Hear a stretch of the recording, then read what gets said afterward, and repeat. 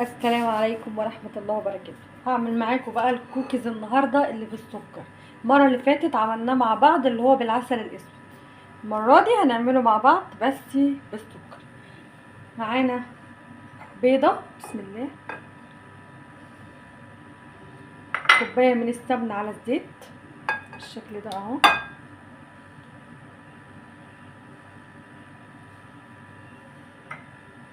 وكوباية من السكر، بسم الله، ظرف فانيليا،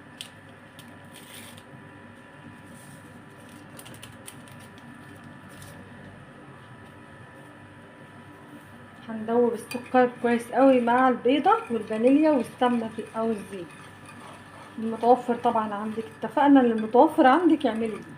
بسم الله الرحمن الرحيم بالشكل ده. هندوب السكر كويس قوي. السكر غير العسل كان بيبقى سهل لانه سايب، لكن السكر حبيبات لازم يدوب كويس مع السمنه والبيضه والفانيليا طبعا. والفانيليا هنا علشان زفرت البيض بالشكل ده اهو. هنفضل ندوب فيها 3-4 دقايق كده، وبعد ما بقت معايا بالشكل ده هنضيف بقى عليها الدقيق. بسم الله الرحمن الرحيم. هنحط نص الدقيق ندوبه الاول، بسم الله، بالشكل ده.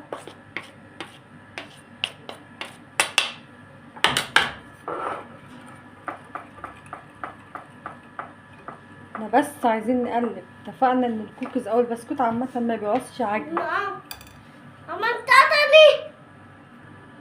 ننزل بباقي الدقيق اهو، معلقه من البيكنج باودر ومعلقه من بيكنج صودا، ما تكتريش قوي يعني. وده شكلها بعد ما لميناها. هحط بقى معلقتين من الكاكاو الخام من غير محلل. قسمت العجينه نصين زي ما انتم شايفين اهو.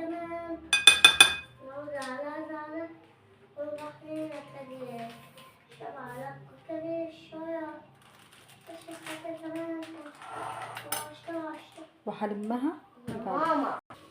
وده شكل العجينه بعد ما انا قلبتها بالشوكولاته الخام ودي البيضه. هنعملها بقى ونشكلها مع بعض بالشكل ده، بسم الله. وهنحط عليها برضو شوكليت شيبس اهو. خلاص بقى يا مراد، وانا كده بشكلها معاكم اهو. عملت بالشوكولاته الشوكليت شيبس وعملتها بالشوكولاته الفورماسيه اللي هي الالوان دي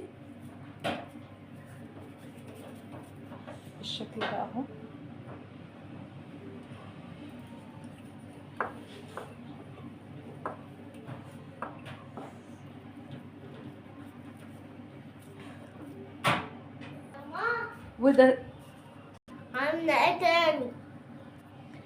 وده يبقى شكلها بعد ما انا شكلتها بالشكل ده، اللي بالشوكليت شيبس اللي هي بالشوكولاته دي اهي، ودي الشوكولاته الملونه اللي هي الفورماسيه، ودي البيضه، ودي المحشيه. هنسويها بقى واطلع اوريها. وده بقى شكله بعد ما طلع من الفرن بالشكل ده اهو. شايفين ما شاء الله عملت كميه قد ايه. شكلين ما شاء الله وشكلها يشهي. بقيت بقى نسكافيه باللبن كده وظبطي بقى بألف هنا وشفا. يلا دعوة حلوة من القلب بقى ولايك. مع السلامة، يلا باي باي.